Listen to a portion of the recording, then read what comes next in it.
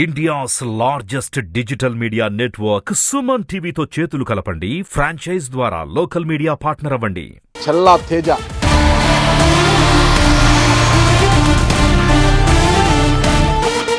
ఎంపీగా బరిలోకి దిగుతున్నాడు.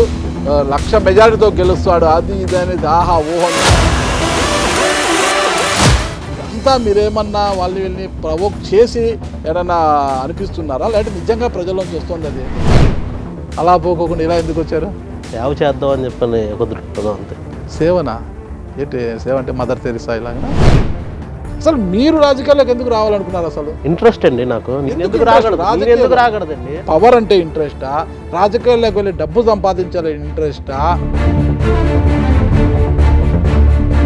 10 సంవత్సరాలుగా అధికారానికే దూరమైన కాంగ్రెస్ పార్టీలోకి వెళ్తే ఏమొస్తుంది మీకు అసలు? బీజేపీ ఎప్పుడు రామ మందిరాన్ని యూజ్ చేసుకొని, హిందుత్వాన్ని యూజ్ చేసుకొని ప్రతి ఎలక్షన్ గెలడం జరిగింది. ఇప్పుడు మొత్తం దుకాణం సర్దుకొని, ఇంకా టీ షాప్ అన్ని సర్దుకొని ఇంక ఇంటికి వెళ్ళడమే. ఇండియా కూటమి అన్నది చాలా గట్టిగా తయారవుతుంది. నిజంగా పార్లమెంట్కి వెళ్ళాలని ఒక లక్ష్యం, అంటే అసెంబ్లీ సీట్ మిస్ అయింది కాబట్టి పార్లమెంట్కి వెళ్ళాలనుకుంటున్నారా? పార్లమెంట్ అన్నది ఒక దేవాలయం. మీరంతా భక్తులా? మరి ఈ పరుగు పందెంలో మీరు ఎన్నో స్థానంలో ఉంటారు అసలు? చామల కిరణ్ కుమార్ రెడ్డి, ఆయనకు రాష్ట్ర ముఖ్యమంత్రి రేవంత్ రెడ్డి గారి ఆశీర్వాదం ఉంది అంటున్నారు. మళ్ళీ కసిరెడ్డి నారాయణ రెడ్డి గారు జిల్లా పరిషత్ మాజీ చైర్మన్, ఆయనకు రాజకీయ నేపథ్యం ఉంది. నాకు రేవంత్ రెడ్డి గారు సపోర్ట్ చేయట్లేదని మీరెట్టా చెప్తారండి? బీఆర్ఎస్ దెబ్బతిన్న పులిలా ఉంది, అసలు చాలా కసితో ఉంది.